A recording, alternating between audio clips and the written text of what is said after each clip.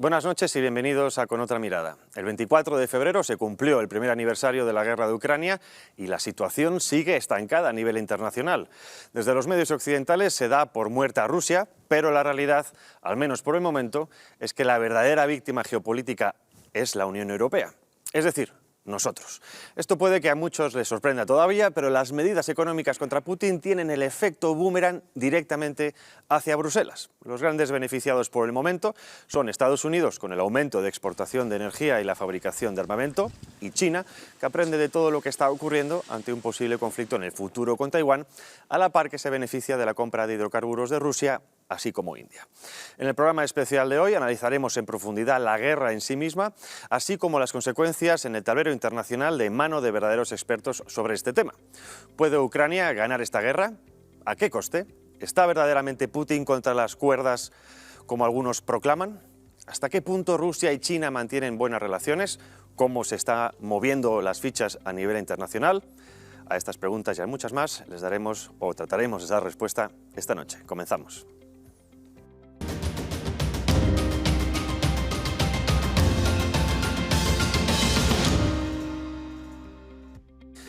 Hace menos de un año hacíamos también un programa especial con motivo de la guerra y qué menos que recordarlo aquí en esta casa en 7NN con los mejores especialistas. Entre ellos te saludamos a Francisco Vendala, teniente coronel en reserva. Muy buenas noches. Buenas noches, encantado, muchas gracias. Fernando Moragón, experto en Rusia, China y Asia Central. Buenas noches, encantado de estar con vosotros. Al otro lado tengo a Fernando Cocha, analista de inteligencia. Buenas noches. Bienvenido. Un placer. Y Juan Carlos Nieto, periodista, profesor de periodismo especializado, en concreto en Asia Central de la Universidad de San Pablo CEU. Buenas noches. Gracias. Bueno, siempre hago una pregunta para romper el hielo, obviamente un análisis corto. ¿Cuál es vuestra valoración de este primer año de guerra? Si queréis empezamos derecha a izquierda y luego hacemos al revés. Pues ya que tengo que empezar yo, muy rápido, corto, porque el tiempo, como dices Javier, es muy importante. Vamos a ver, yo creo que Rusia se encuentra, después de este primer año de guerra, en una posición de fortaleza bastante grande. Ucrania se encuentra en una posición de debilidad bastante igualmente grande en proporción a la fortaleza de Rusia. Y después, sobre todo, hay una cosa muy clara. Creo que va quedando para la Unión Europea, que es la perjudicada. Eso está abriendo, está resquebrajando lo que es a los países europeos, que además nunca han tenido una única voz, porque no nos olvidemos que Hungría, que es país de la OTAN, no ha puesto un solo cartucho, y Turquía tampoco, y Croacia menos también, y después ha entrado el actor secundario China, que lleva desde el principio, pero que ahora ha tomado un protagonismo muy importante. ¿En qué sentido? Bueno, aparte de hacer una oferta de paz que creo que hay que estudiar con mucho interés, se está acercando a Rusia, y está claro que está dejando ya cosas importantes a decir, algunas posiblemente las digamos aquí. No va a dejar que Rusia no solamente pierda, sino que sea humillada, y no va a permitir que, digamos, ese estatus que se mantenía en la Unión Europea se destroce por parte de Estados Unidos. Y desde luego ya está hablando de un mundo multipolar, que es lo que más afecta a los Estados Unidos, que quieren un mundo unipolar, que es la hegemonía que Estados Unidos mantiene después de la Segunda Guerra Mundial. Brevemente, Rusia no está derrotada, sino todo lo contrario. Yo creo que Ucrania lo va estando ya cada día más. Pues, para ser así muy sintético, es decir, yo diría que, bueno, estamos, el año pasado, esta guerra, podemos ponerla, aunque viene de mucho antes, tiene raíces. La guerra realmente no empieza el 24 de febrero, empieza en 2014. Luego hablaremos de eso. Incluso la podemos retrotraer más adelante. Sí. Pero bueno, digamos que, ponerlo como gran punto de inflexión, si se quiere, tenemos que el mundo se ha dividido en dos grandes bloques. Es decir, y tenemos un bloque minoritario, que es el encabezado por Estados Unidos, Europa, la anglosfera con los australianos, neozelandeses, canadienses y tal, y luego algunos aliados asiáticos como Japón o Corea del Sur.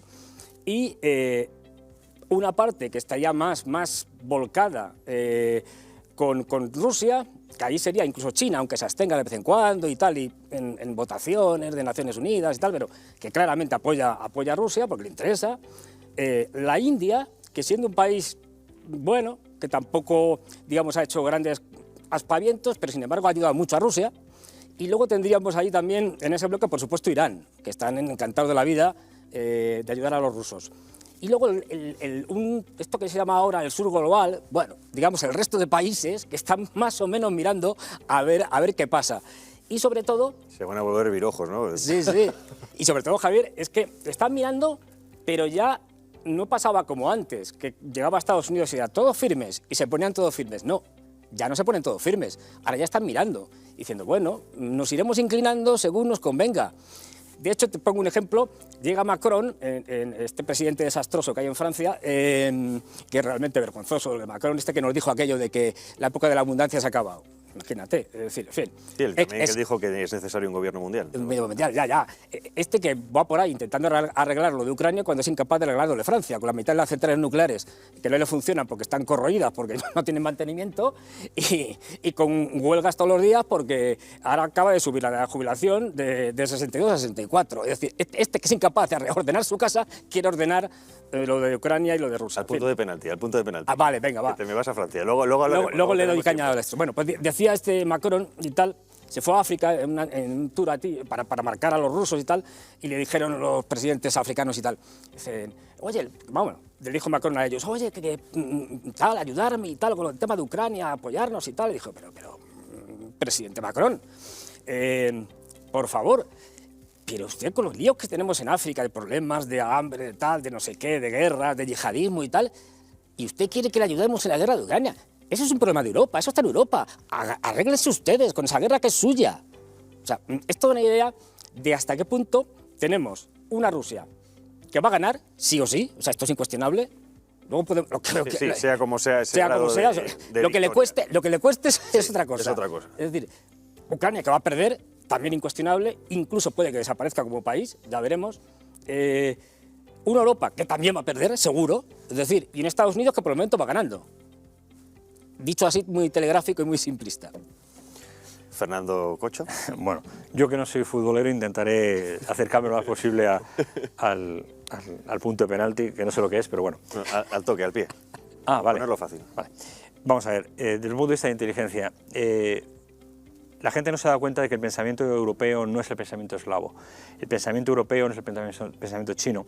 Y Estados Unidos, o la anglosfera, o como queramos llamarlo, siempre ha intentado evitar el perder el potencial o el apoyo geopolítico que tenía, ya que desde la primera época de Obama, el primer mandato de Obama, avisó que o bien éramos independientes o bien nos subordinamos de nuevo a Estados Unidos, que es lo que va a ocurrir de manera inapelable, vamos. Entonces, eso en primera fase.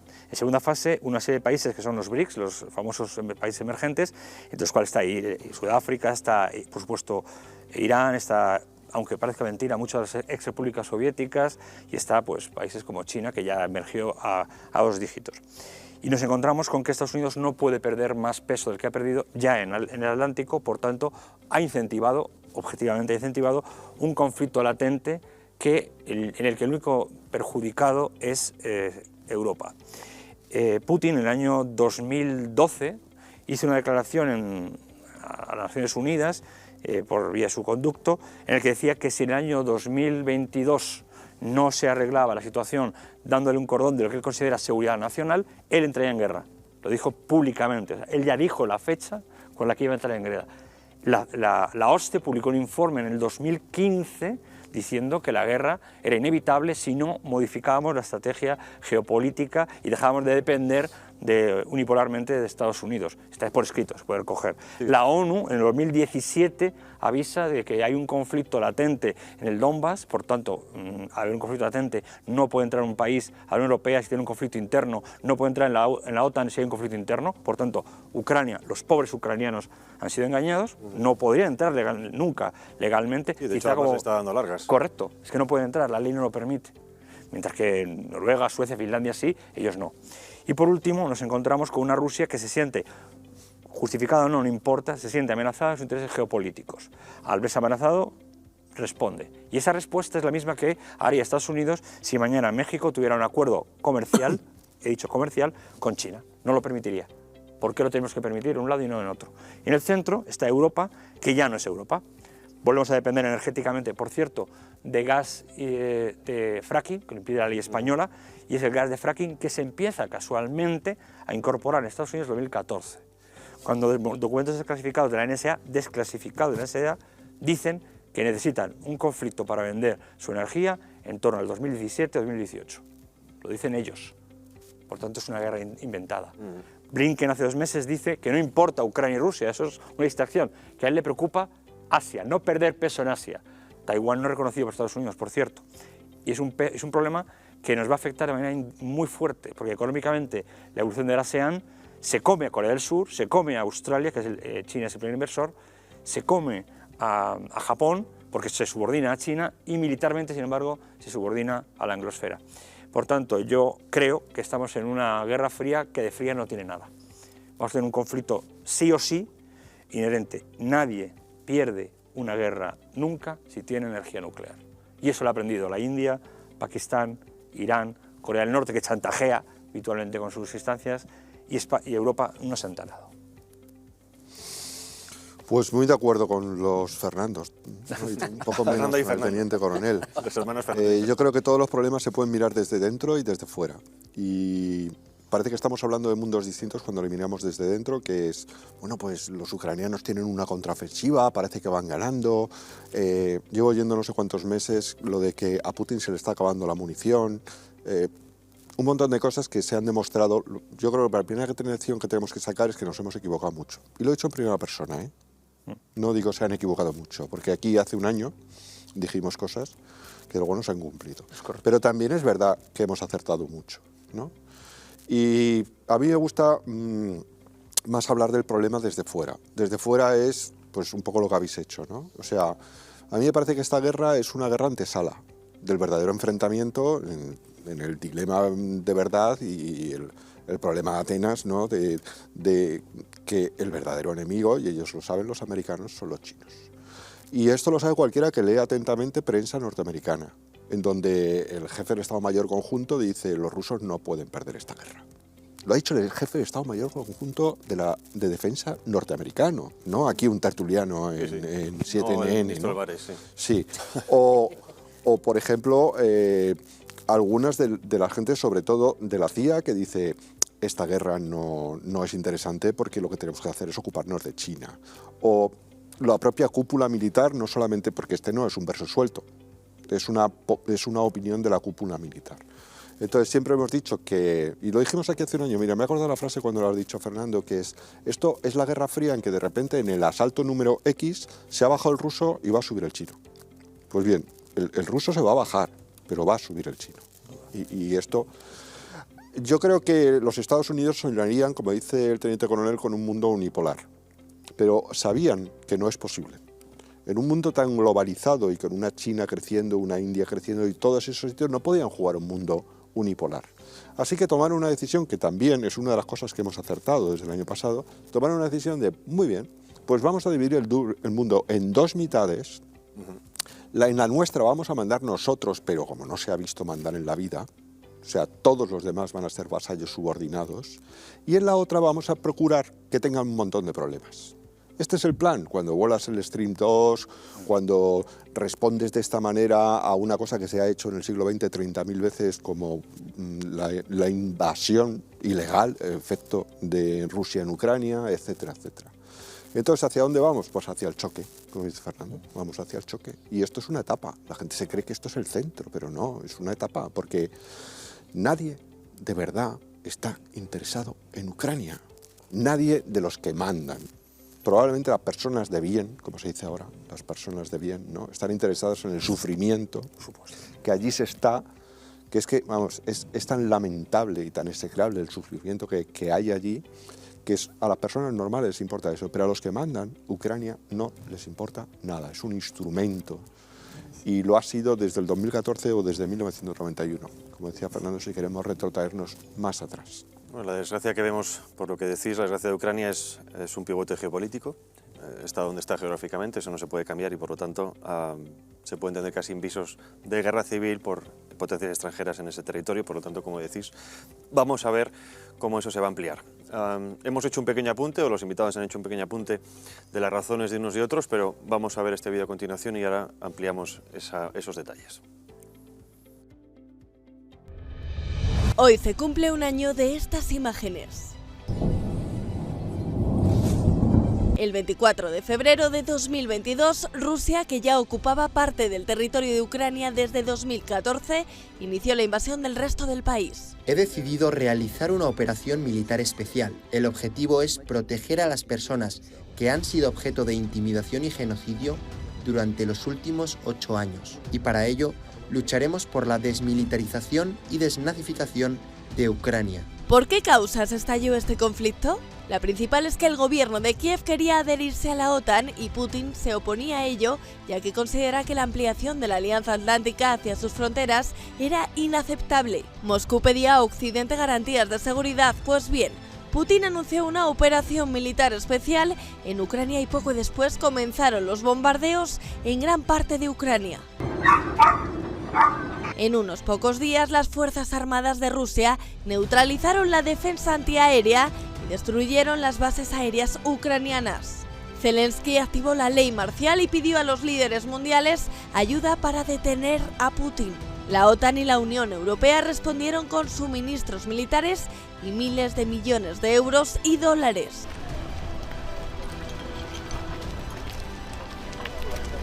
La invasión que todo el mundo, desde Moscú a Washington, consideraba de corta duración, continúa y no se sabe cuándo terminará. Bueno, ahí lo estaban escuchando, las razones de unos y otros, principalmente las de Rusia, que no se han querido comprender quizá a nivel mediático en España, o entendiendo que estamos en el lado en el que estamos, también recibimos esa propaganda por parte de los medios de comunicación, que no se confundan, no son libres, pertenecemos a un bloque hegemónico en este caso y por lo tanto recibimos la información que interesa a esos poderes. Los del otro lado reciben otra información y esto es la guerra de propaganda de toda la vida, solo que con los visos estos de cómo estamos en una democracia supuestamente con derechos humanos, etcétera, etcétera, la gente tiende a pensar que lo que ven en los medios de comunicación principales suele ser la verdad y suele ser lo contrario a la verdad. Pero bueno, sí que me gustaría preguntarnos, abrimos mesa, para explicar las razones de unos y otros, porque es cierto que Estados Unidos, pongamos la OTAN, ha hecho lo que tenía que hacer, entendemos, oiga, se cae el bloque hegemónico de la Unión Soviética, yo lo que hago es ampliarme, pero Rusia en este caso ha visto cómo ese colchón ha ido desapareciendo, es cierto que ha esperado quizá más de lo que debería haber hecho en su momento y le ha estallado un conflicto a las puertas de casa que es Ucrania. Así que... Vamos a ver, yo quería dejar bien claro una cosa muy importante. Creo que en España con esa uniformidad que hay, que ya es mosqueante, porque lo que no puede ser es que no haya disidentes, ni haya gente que opine distinto. Eso ya quiere decir que todo va en el mismo camino y está encarrilado. Vamos a ver, una cosa muy clara. Estados Unidos, desde siempre, desde que se crea Estados Unidos, tiene un odio patológico, porque es patológico a Rusia. Independientemente del régimen que tenga o que esté Putin, la URSS, un régimen comunista, un régimen democrático, pseudodemocrático o medio autoritario. ¿Por qué? Porque Estados Unidos, que es un país hegemónico, que tiene esa tendencia a que yo tengo que ser el amo del mundo, porque no nos engañemos que lo de la democracia, los derechos humanos y tal, está muy bien, pero no es la realidad, ve que Rusia es la única potencia en Europa, es eurásica, pero está en Europa, que por su potencial económico, de materias primas, de población, de extensión y de lo que queramos, si levanta cabeza, evidentemente es la potencia de Europa. Y es la que a los europeos nos interesa, independientemente, ojo, cuidado con los regímenes políticos, pero es la que nos interesa para beneficiarnos nosotros de todo ese potencial que tiene Rusia. Entonces, por eso Estados Unidos va a intentar siempre, y lo ha intentado siempre, de alguna manera, digamos, fastidiar a Rusia. Aquí cae encontrado. Después de la Segunda Guerra Mundial, ¿qué es lo que hace? Sabe que el comunismo no tiene posibilidades, le regala media Europa, porque le regaló media Europa, ahí están los acuerdos de Potsdam y demás, y le dijo, bueno, tú te comes eso, que yo voy a pillar a estos de aquí. Y nos pilló a todos. ¿Por qué? Bueno, había sido la que nos ayudó a que cayera el nazismo, etcétera, etcétera, etcétera. Muy bien. Y nos sometemos. Entonces, ¿qué es lo que ocurre? Cuando ve que ya cae Rusia, que provoca la caída de la URSS, yo no estoy de acuerdo en que entonces siguiera con la OTAN. En buena lid, si no quisiera digamos, ese imperialismo hegemónico, tenía que haber disuelto la OTAN. Pero no disuelve la OTAN, su enemigo era el Pacto de Varsovia. ¿Por qué? Al revés, la amplía. ¿Hacia dónde la amplía? Hacia el este, lógicamente, porque los otros países ya eran. Pero eso empieza a amenazar a Rusia. Rusia, que se convierte en un país, vamos a decir, pseudodemocrático, y que con Putin, 20 años de gobierno, empieza a levantar cabeza. Después del desastre de Yeltsin, sus borracheras por las cuales... ¿Por qué se llevó también a Estados Unidos entonces con Yeltsin? Porque Yeltsin permitió que los Estados Unidos penetraran en Rusia. pero penetraron a niveles económicos muy importantes, se empezaron a controlar. De ahí surge el tema de Putin, surge el patriotismo ruso, que aquí no entendemos porque hemos perdido el concepto de patria, de nación, hasta de país, y entonces empieza a levantar todo eso. Como los oligarcas se hacen ricos gracias precisamente a esa privatización de grandes sectores. Claro, por supuesto, pero es que salir de un régimen como fue el comunista en la Unión Soviética tampoco es fácil. Vamos a ver, una cosa hay que hacerla, y hay que hacerla con la gente que había. No podemos empezar a traer santos porque no había santos, hay que hacerla poco a poco. Pero Putin hace que Rusia alcance una estabilidad política, una estabilidad patriótica, militar, económica, se convierte en el primer suministrador de gas y petróleo de los países europeos. Y ahí está lo que había dicho Antonio de Mas. Es que ese es el problema para Estados Unidos. Como se me vayan los países europeos, yo no soy nada, porque yo en realidad soy una isla. Yo soy una isla, sí, un continente muy grande, pero soy una isla. ¿Qué hago yo aquí? Vamos a ver.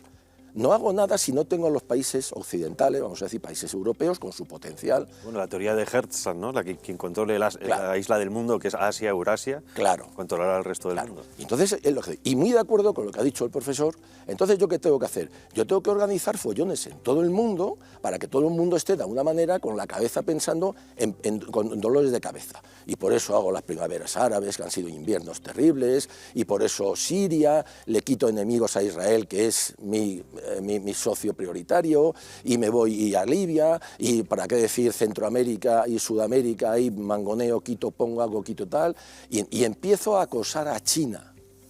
Y hemos visto ciertas cosas últimamente muy peligrosas. Es decir, cuidado con Estados Unidos. Entonces, no se trata de ponerse aquí ni a favor de Putin ni a favor de los Estados Unidos. Se trata de velar por los intereses, vamos a decir, españoles, y sobre todo después europeos, que es donde estamos nosotros. Y son los que se han puesto en riesgo, con una guerra que no hay razón ninguna para ella. Había un problema bilateral, local, entre un país, Ucrania y Rusia, que no son ni de la OTAN ni de la Unión Europea, o sea, son como Nigeria o como Argentina, y aquí resulta que de pronto este bloque le entra unas euforias ucranianas y todavía dice que no estamos en guerra con Rusia, pero nos han cortado todos los medios de comunicación del otro lado.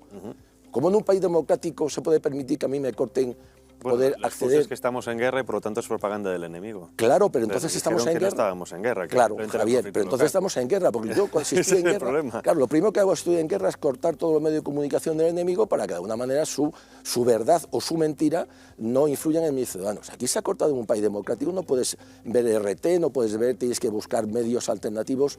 ¿Pero dónde estamos llegando? Entonces, ¿qué es lo que estamos haciendo? Yo que sí quería dejar muy claro y perdonar la extensión, este asunto de geopolítica. Es decir, Estados Unidos odia patológicamente a Rusia, sea quien sea el que esté, porque es su contraparte hacia los países europeos, por cercanía incluso, por potencial. Y tiene que machacarlo de una manera. ¿Qué está consiguiendo? Dos cosas. Está frenando, lógicamente, a Rusia, porque con esta guerra pues, tendrá su desgaste, pero sobre todo está dañando a nosotros, a los países europeos, a los que se supone que somos sus aliados. ¿Por qué? Porque en general tenemos una clase política en toda Europa que es nefasta. O dependiente. Dependiente, y yo creo que incluso lo personal. No sé si que cobran también el egipcio. Es una cosa es interesante. Perdonar lo largo del asunto. A veces la gente se olvida de los pequeños datos o pequeñas muestras que va a lo que dice el coronel, lo que han dicho los demás tertulianos. Datos. ¿Quién fue el presidente de una gasística importantísima a Rusia? Ex canciller alemán. Uno. ¿Quién fue el asesor financiero, jurídico financiero de la segunda gasística petroquímica ucraniana? El hijo de Biden, Hunter Biden. ¿Cuál es el cuarto país de la zona más corrupto en términos globales? Ucrania. ¿Por qué estalla el Stream 2 justo 24 horas después de que Noruega abra un gasoducto importantísimo y además en la zona de Jutlandia, con Kattegat, Kattegat-Sund, que junto con la península de Corea del Norte y Corea del Sur es la zona más militarizada del mundo probablemente? Porque tienes 8 países con su servicio de inteligencia, aparte de Estados Unidos, que lo controlan. O sea, es muy difícil volar un gasoducto y que no te pillen. Esto no es tan fácil. Datos. Hasta hace 2 meses y medio, Alemania y España seguía comprando gas y energía a Rusia. Y Estados Unidos, hasta hace una semana exactamente, compraba gas y petróleo ruso en bandera, con barcos de bandera de conveniencia, lo llevaba a Estados Unidos, lo refinaba o lo cambiaba y nos lo vendía a nosotros. Por tanto, los propios iniciadores de la democracia son los más beneficiados económicamente. Al fin y al cabo, esos pequeños datos a la gente de pie, no olvidándonos de los pobres ucranianos, no se da cuenta de que esto es una distracción, que va a costar, ¿qué? 400.000, 500.000 muertos a Rusia. ¿Se creen ustedes que van a manejar los Leopard, excelentes carros de combate, en un mes o van a aprender los carristas? 6 meses. Y de enfrente no tienen carros, tienen los T90, T90A, pero T90M, perdón, que no son carros tampoco malos. ¿Tienen cohetes intercontinentales? No. ¿Tienen capacidad aérea? No. Y luego el factor demográfico que cae del lado de Rusia. Correcto. Ucrania, correcto. Según Israel, son 300.000 muertos, más o menos, a día de hoy, creyendo Es que digamos, fuerzas los oficiales. da igual, los muertos da porque igual. otros los esconde. Es que son eslavos, los Sí, sí, bielorrusos la están mentalidad es preparados otra. para la guerra. No concebimos, no entendemos que ellos, la infantería en la doctrina militar rusa, que debía ser cambiada, mi coronel, tenía que evolucionar y no lo han hecho, han cometido muchos fallos, pero la infantería no cuenta nada. Son carne de cañón. Eso sí, los carristas, los aviadores, los que lanzan los misiles, la marina, no son de reemplazo, son profesionales. Y Putin ha gastado hasta ahora el 22,8% de su arsenal, 28,2% de su arsenal. Cuidado. Un apunte, Fernando. Un segundo, no como perdón. intervención, Ahora- solo un vale. apunte. Ahora es que Putin para- ha dejado ya salir a todos los que no querían ir a esa guerra. ¿Correcto? Y tenían madres, que son un factor político. Las madres rusas son un factor político. Conozco madres rusas que están en Kirguistán, Uzbekistán. Correcto. Y todo eso.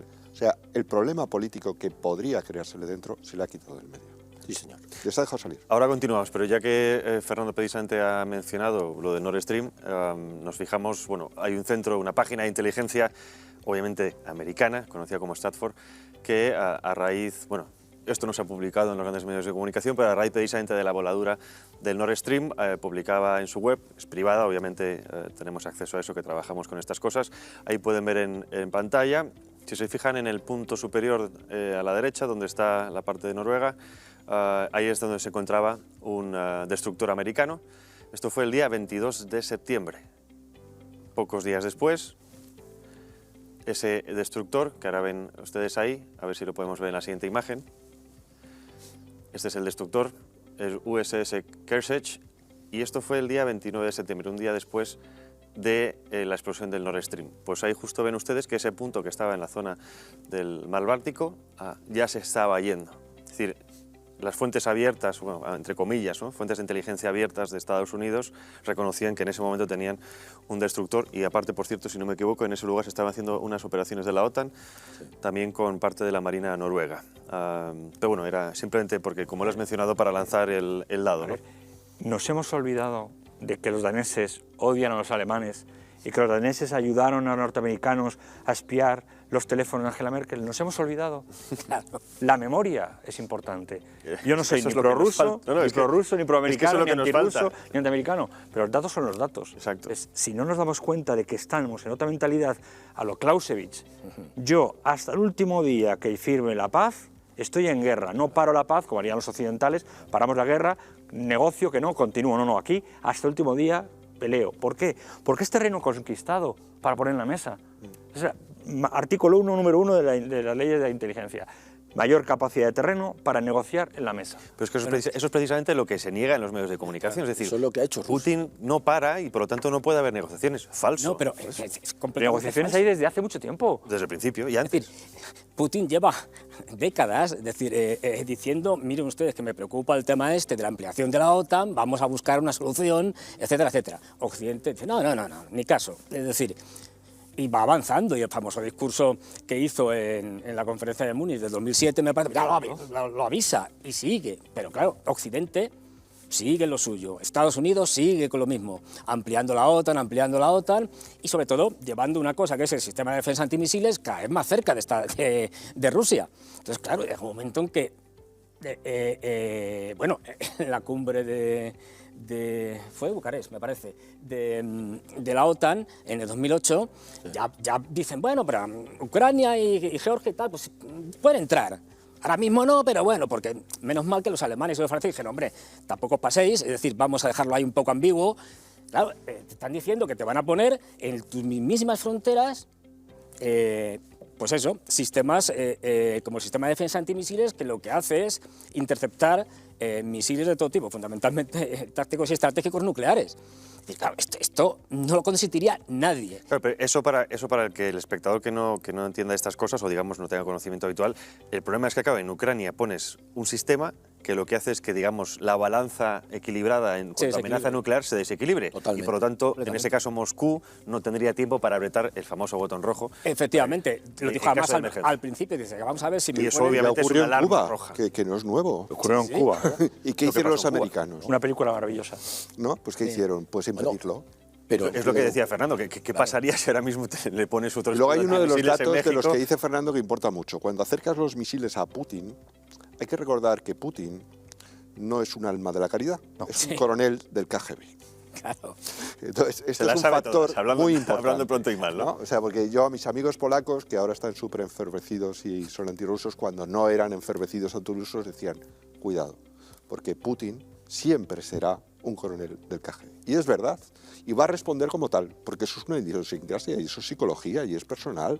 Tú no puedes acercar misiles a un coronel del KGB y pretender que simplemente Fernando te vaya avisando. No, no va solo avisando. Claro. Prepara una invasión claro. ilegal y la ejecuta. Pero Ha el dado problema- muchos avisos. El problema es que sí lo avisa.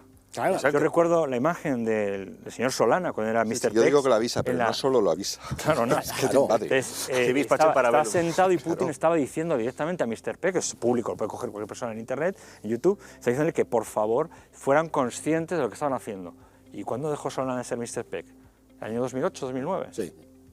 Ya está avisando. Y luego ha intentado reunirse, ha hecho propuestas al jefe de la OTAN en la Unión Europea para desmilitarizar Yo la no estoy zona. diciendo, Es decir, a no ver. es la primera vez que intenta reunirse, sentarse, que ha sido, y por cierto, ha sido rechazado por parte de Estados Unidos. Evidentemente Putin es un tirano, Putin es un asesino, hay que fusilarle todos los días 4 veces, yo no digo lo contrario.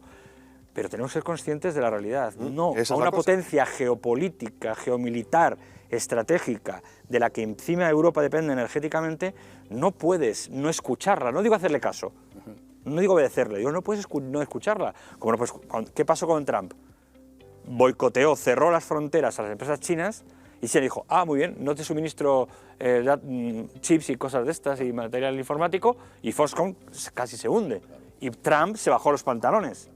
La gente no olvida. Es que, vamos a ver, que Putin, no. yo creo que lo que ha demostrado dos cosas. Primero, es una persona de no muchas palabras, pero es una persona de muchas acciones. Es una persona de acción. Sí, lleva muriendo Coronel un del año. KGB. Eso. Lleva muriendo Muriendo en su año, sí, según Zelensky, que es una persona que miente. No sé, Está claro que desde que está en el poder ha tenido bastantes logros geopolíticos, digamos, duda. con mayor o menor medida humanitaria, vamos a dejarlo ahí en suspense, pero es cierto que lo que ha querido lo ha conseguido. Claro, pero además hay una Chechenia, Osetia, Georgia. Siria. Pero hay una Siria. cosa muy importante, vamos a ver. Ha demostrado tener sobre todo mucha paciencia y mucho más temple que los dirigentes de países europeos, por supuesto, y que Estados Unidos. Porque vamos a hacer una movida rápida. Lo que ha dicho el profesor del tema de Cuba, el tema de Cuba es que está muy equivocada.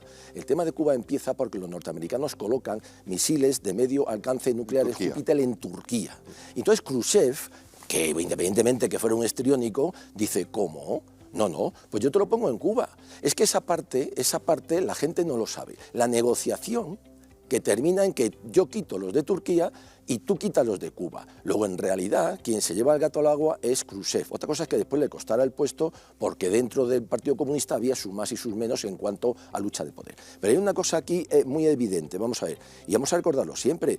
Tenemos el Euromadian, tenemos la ampliación de la OTAN hacia el este, que es una cosa totalmente injustificada. Si yo estoy en Moscú y miro la historia, mis enemigos han venido siempre de Occidente. A mí me invadió Napoleón, a mí me invadió Hitler, y ahora resulta que estos señores, no sé si me quieren invadir, pero me van a colocar misiles. Y tengo otra vez tanques alemanes. Y tengo tanques alemanes y tanques polacas y no sé qué. El subconsciente ruso se activa. Se activa porque mi historia es esa. Y la ortodoxia. Cuidado, y la ortodoxia. Pero además una cosa muy clara. Me están viendo para... Yo estoy dando avisos, llega el Euromadian, hace un golpe de Estado que está reconocido por los Estados Unidos y por toda la comunidad internacional, Esa muy frase de democrático. Victoria Nuland, fact de EU. Pues Efectivamente. déjame el apunte, Paco, porque Sí, sí. ayer me leí, en el Euromaidan, me leí el discurso de Sánchez ante el Parlamento ucraniano en su visita al otro día y dice, todos sabemos que esto empezó en el Euromaidan y que es la causa de este conflicto. Claro. Vienen los acuerdos de Minsk, pero es que los acuerdos de Minsk, Angela Merkel, es confesión de parte voluntaria, ha dicho que fueron una treta para ganar tiempo.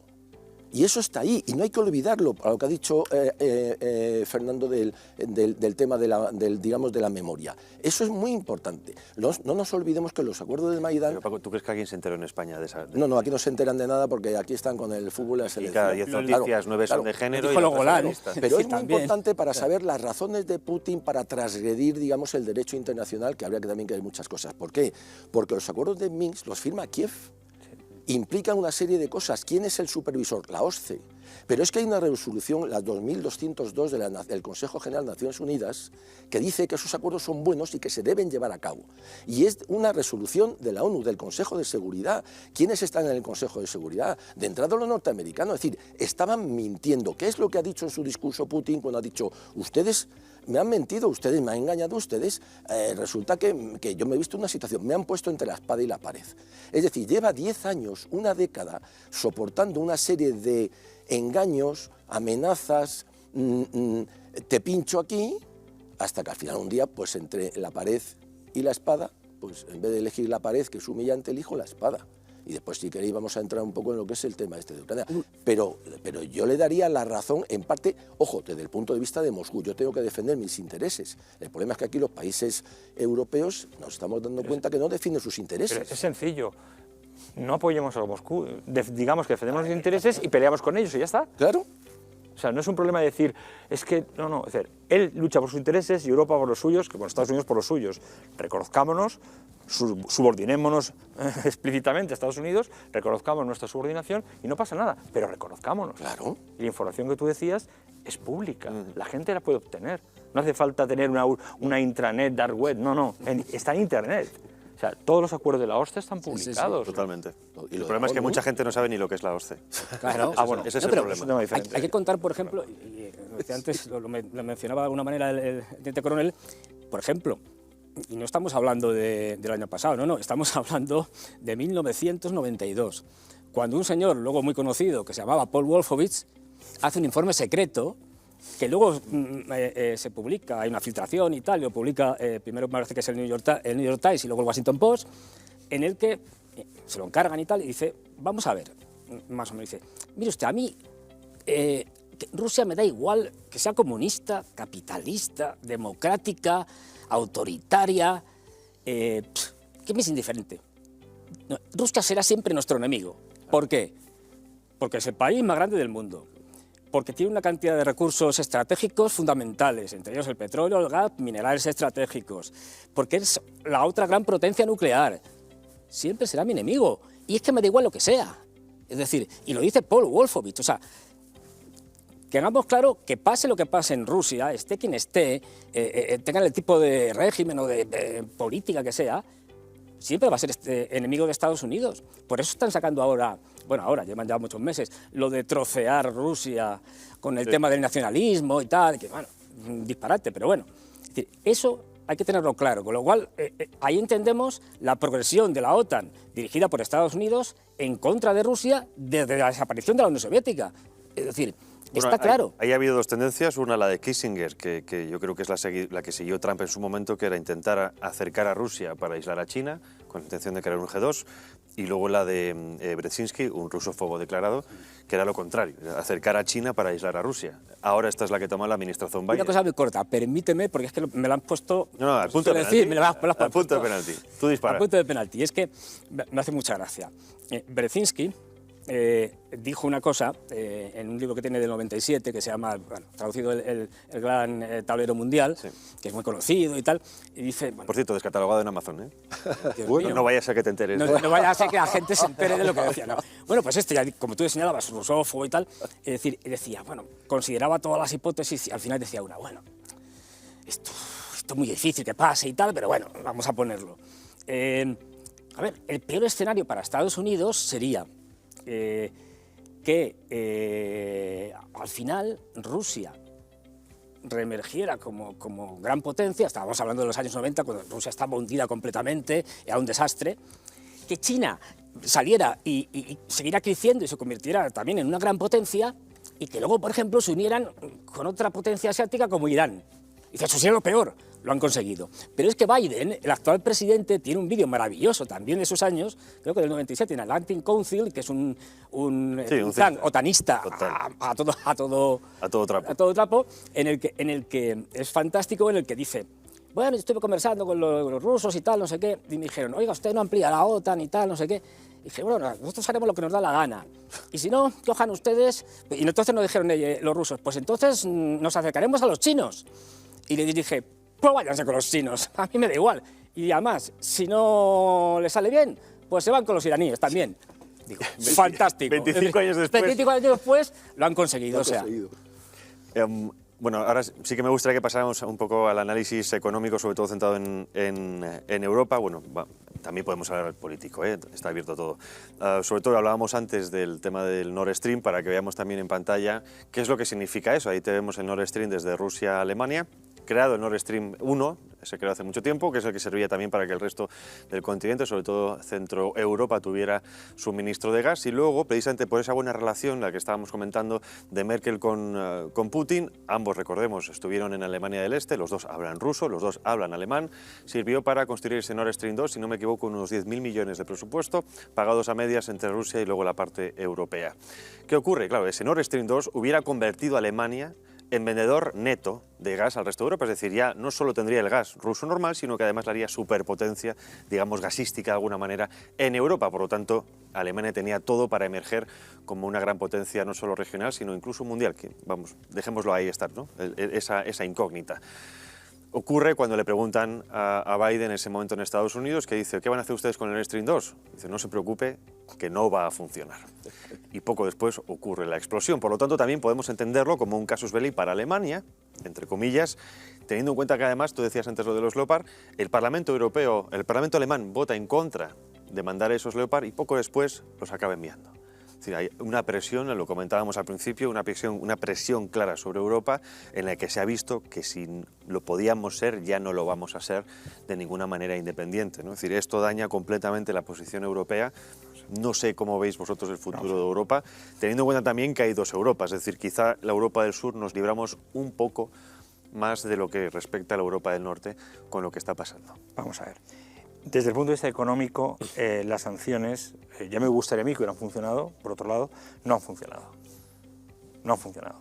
Si es cierto que hubo una caída hace como unos 6 meses y medio de un 1,6 en la economía rusa, motivado por la nueva variante del virus en Wuhan, pero está remontando. Por tanto, no es un problema de que pierda Rusia, es un problema de que gana menos dinero, pero gana dinero. Punto número 1. Punto número 2. Europa no cuenta absolutamente nada, para nada. Es decir, para poder que la pobre Ucrania pudiera hacer frente a Rusia, tendría que tener, digamos un número general, 400 tanques, 200 aviones y tener otros 50.000 tropas de reemplazo, aparte de capacidad de defensa u ofensiva de misiles. Económicamente hablando, no lo puede soportar. La cadena logística, no lo del ejército, la cadena logística no lo puede soportar porque no se le va a facilitar. Les estamos otra vez engañando a los pobres ucranianos. Y punto número 3, y acabo.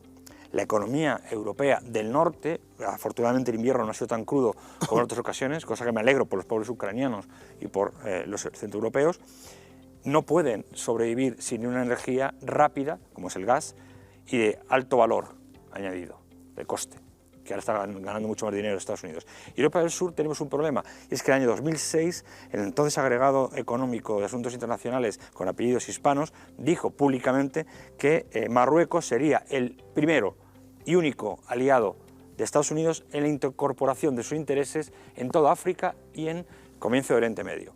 Por tanto, en 2006. Por tanto, los países del sur que dicen que nos salvamos, no nos salvamos, porque Argelia es amigo de Putin, Marruecos, amigo de Estados Unidos, pero todo lo que es el Sahel hacia abajo, Francia está perdiendo territorio y lo está ganando con mercenarios, matando gente. Sí, es un asesino, lo reconozco, lo es, ganando territorio, consiguiendo contactos en República Democrática del Congo, en Mozambique, con todo lo que significa el control de esa materia prima. Y en Iberoamérica igual. Por tanto, es como si de nuevo la economía volviera a ser como en los años 70, que hacían los americanos, pero los rusos. Entonces, es igual, y Europa no cuenta nada. Sí, se nota que han aprendido, ¿no?, el modus operandi. Claro. Si lo que nos preocupa, y como dice el teniente coronel, lo que nos debe preocupar es qué pasa en Europa, porque nosotros estamos aquí. Claro. O sea, es que deberíamos de tener alguna posición que tuviera que ver con nuestro interés, cosa que tiene todo el mundo en este planeta, menos nosotros, parece, ¿no? Si tenemos un interés, no sé, somos amigos de Estados Unidos. Ya, no, sabes que no me refería precisamente a eso. No, yo lo que veo es algo... La gente se va a sentir muy decepcionada y muy engañada en unos años, porque lo que va a acelerar esto es el proceso de reducción de la clase media europea. Sin duda. Entonces, ¿nos va a afectar menos en el sur? Sí, porque hay menos clase media, porque ya está depauperada, ¿no? Entonces, existen algunos ensayos muy buenos en los últimos años anteriores a la guerra sobre el declive de las clases medias occidentales y en especial de las clases medias de algunos países europeos. Pero después de esta guerra ya no hay ninguna duda en que esa clase media va a ser cada vez una franja de población más estrecha, en el que el futuro, por ejemplo, de mis alumnos, yo siempre les digo, no tenéis futuro. Y no sé qué hacéis porque no hacéis nada. O sea, en otros tiempos de la historia, pues en los 70 la gente hacía algo, si no tenía... Ahora no, esta generación, la generación Z, ¿no?, que se llama 1998-2002 de nacimiento, simplemente espera. Espera porque su espera es muy entretenida. Está haciendo clic en una pantalla. Continuamente. Entonces se entretiene muy bien y espera. Cuando llegue el problema de que no va a tener un lugar en una clase media, porque esa clase media va a ser inexistente, ese gasoducto que hemos enseñado era el futuro. Porque significaba que una Alemania industrial... O sea, no es un gasoducto nada más. Exacto. Era un pacto geopolítico entre Rusia y Europa. Eso significa que era un cordón umbilical por el cual venía una energía que era utilizada en una economía industrial como la alemana que tiraba de todos nosotros y mantenía las clases medias.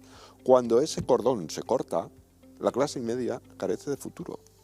Pero a los americanos eso les da igual, a los chinos ya ni te cuento. Y a los rusos, desde luego, les importa un bledo. ¿Qué les importa? Es que la clase media europea está mirándose el ombligo mientras hace clic, clic, clic, creyendo que le importa al mundo, sí, pero al mundo Putin en algunos le importa un bledo. Dice, los europeos se tendrán que dar cuenta de qué es exactamente lo que está ocurriendo. Es decir, sus propias clases políticas y económicas están trabajando en contra de sus propios intereses.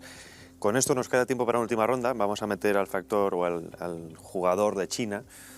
Y sí que me gustaría que podéis hacer una pequeña proyección de hacia dónde vamos a ir, teniendo en cuenta que no tiene visos de aclararse la situación a corto plazo. Tanto la OTAN como Rusia se están rearmando, posiblemente a 4 años, y China ha entrado, estaba antes, como tú decías, pero ya ha entrado con una propuesta de paz que puede marcar un antes y un después al poner firmes al resto de contrincantes, ¿no? ¿Cómo veis esto de cara al futuro? Vamos a ver. Hacemos una ronda. Primero, yo quiero decirlo públicamente porque si no, esta noche no voy a dormir tranquilo. La voladura del Nord Stream es un terrorismo de Estado por parte de Estados Unidos, y yo quiero que así se reconozca, porque es un ataque injustificado a una instalación propiedad de 2 estados, en este caso Rusia, con el que supuestamente no está en guerra, y Alemania también, y por supuesto de rebote a todo lo demás. Para mí es un casus belli clarísimo que Putin no ha querido ver por prudencia. Ni los alemanes. Ni los alemanes. Ni los alemanes, que se han quedado con cara de haba. Esos son nuestros dirigentes. Ahora, decir, el actor secundario Pekín, que durante un tiempo ha estado dubitativo, no ha estado dubitativo. Lo que pasa es que los chinos se mueven a su ritmo. Estamos en lo siempre, nos miramos el ombligo y juzgamos a los demás por cómo somos los europeos. No, hay que ponerse en el zapato del otro. El chino se mueve a su ritmo. El chino es un país inmenso, con un crecimiento brutal, que además tiene comprada, no sé si es el 60% de nuestra deuda exterior, más después fabrica prácticamente todo lo que consumimos diariamente. Es decir, estamos en sus manos realmente desde el punto de vista económico y muchas veces estratégico y demás. Ha sacado antes, Fernando, el tema de Trump, y claro, tú le cortas a los chinos y mañana aquí no funcionamos ninguno, ese ordenador se te apaga directamente. Entonces, ¿qué le ocurre con China? China tiene sus intereses, lógicamente, pero está demostrando bastante más sentido común. Primero ha dicho que dejemos de hablar de armas nucleares y de guerra nuclear, porque eso no se va a permitir tampoco. Y él es una potencia nuclear de primer orden. Porque es que aquí enseguida se lanzan las cosas y demás, meter miedo a la gente. Vamos a serenar ciertas cosas. Luego, es el primero que ha puesto encima de la mesa un proyecto de posible negociación de paz. Los demás no lo han hecho porque no tienen interés. quieren alargar esta situación agónica, sobre todo para los ucranianos, que son los primeros engañados por su gobierno, que pensó que los norteamericanos le iban a poner 500.000 soldados en Kiev y no le han puesto ni uno. Fue lo primero que le prometieron y no han hecho. Bien, entonces, ¿qué es lo que hace China? Perdona que os meto un poco prisas, que nos quedan menos Muy de 5 rápido. minutos para poder... China no va a dejar a Rusia, y China evidentemente ha visto que los Estados Unidos están patinando con este golpe que han dado y por lo tanto se va a aprovechar. Esperemos que sea para bien de todos y que Europa, los europeos, sepamos atraernos también a esa banda con la que tampoco hay por qué entrar en confrontación, por mucho que nos tengamos ciertas distancias políticas, ideológicas y culturales. Yo lo que os puedo aportar es que China tiene un plan anterior a la guerra que se llama tecnosocialismo y que es un plan muy interesante que se puede resumir en un minuto. Su idea es que todo el maoísmo, salto adelante, cogemos las cacerolas y las fundimos para hacer que fabricamos hierro, todas esas cosas que llevaron a las grandes hambrunas y a las grandes matanzas de hambre que hizo el comunismo en China, ellos tienen la herramienta, creen que tienen la herramienta que lo va a solucionar. Lo van a intentar otra vez, van a intentar un salto. Creen que el Big Data y el control tecnológico de todas sus industrias, de esa gigantesca fábrica que tiene, va a permitir esta vez hacer eso que los comunistas siempre han llamado la planificación. O sea, para los chinos, resumiéndolo, la planificación no funcionó porque no teníamos suficientes datos. Pero ahora los vamos a tener. La tecnología no estaba desarrollada, exacto. Entonces, esto de... Ya hoy han salido las gráficas que ven cómo las empresas japonesas, etcétera, etcétera, están intentando de traer su dependencia de China, retirando y mandando cosas a Malasia, que por cierto antes de ayer se pronunció la ONU en contra totalmente de los americanos a niveles insospechados, culpándoles de todo, a la India, etcétera, etcétera. Es decir, se trata de sacar de China y de meter en otros lados la fábrica del mundo, ¿no? Pero los chinos tienen su plan, están absolutamente convencidos, los chinos siguen siendo planificadores, comunistas, etcétera, etcétera, aunque vivan en este capitalismo, ¿no? Y ellos creen que esto les va a funcionar esta vez. Vamos a ver si no hemos conseguido espolearles y que lo intenten con más ahínco. Un minuto cada uno, por favor. Un minuto. China está creciendo a ritmo de 2 dígitos. China tiene el programa de los 1000 talentos. 1000 talentos, da igual el coste que tengan, en las 5 especialidades más importantes, tecnología, computación cuántica, bioingeniería, etc. China piensa en 30 años y los textos de Xi Jinping lo dicen. Vamos a pensar en 30 años, no pensamos en 5 años, tenemos paciencia. Y ese salto tecnológico del que estás hablando es un salto tecnológico que va a ser la evolución de la ASEAN, donde los países de la anglosfera, como Corea del Sur o como puede ser en este caso Australia, Nueva Zelanda, están dentro. Y China en 2 años, cuando la India entre, controlará 2/3 de la economía del mundo con 1/3 de la población. Y es un hecho. Nos puede gustar o no, pero es un hecho. Ya está. Pues yo, enlazando con lo que dices, Fernando, es que tenemos que darnos cuenta de eso, del pensamiento estratégico de los chinos, que es a muy largo plazo. Ellos están pensando en lo que van a hacer en la segunda mitad del siglo XXI. Es decir, eso, y además... Contra eso no se puede competir en una democracia. Claro, no, pero además para Estados Unidos y para la anglosfera, para el modelo del capitalismo neoliberal anglosajón financiarizado, tiene un peligro enorme. ¿Por qué? Porque el modelo chino es un modelo en el cual la política, vale, dictatorial, pero la política manda sobre la economía. Y lo que está demostrando es que funciona mejor que el norteamericano. Que la economía manda sobre la política. Que la economía manda sobre la política. Y esto no quieren ni verlo, es decir, los anglos, la anglosfera. Y lo que tenemos es una China actualmente, ahora, que la estamos viendo sobre todo en las últimas semanas, con unas declaraciones durísimas. Han publicado el Ministerio de Asuntos Exteriores chino ha publicado un documento sobre los crímenes de Estados Unidos y tal, durísimo, durísimo, donde les llama de genocidas para arriba. Y se ha implicado de manera directa. Esto que han hecho, básicamente los chinos, de presentar los 12 puntos para la negociación, se ha hecho sabiendo que Estados Unidos lo iba a rechazar. Y a partir de ahí les van a dejar, es decir, eso les da legitimidad para poder incrementar la ayuda que ya existía a Rusia.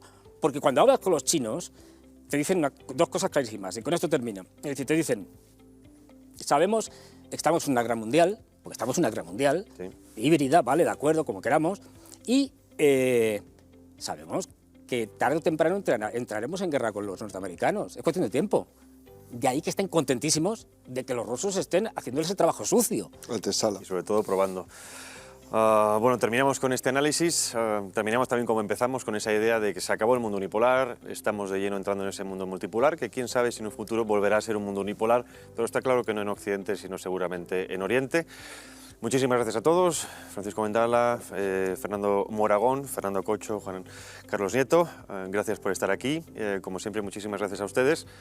No sabemos si la guerra continuará un año más, esperemos que no, por el bienestar de todos, pero lo que sí sabemos es que estaremos aquí para contárselo, al igual que todo este cambio de geopolítica mundial tan importante para el mundo por venir. Muchísimas gracias, nos vemos en la próxima ocasión. Hasta pronto.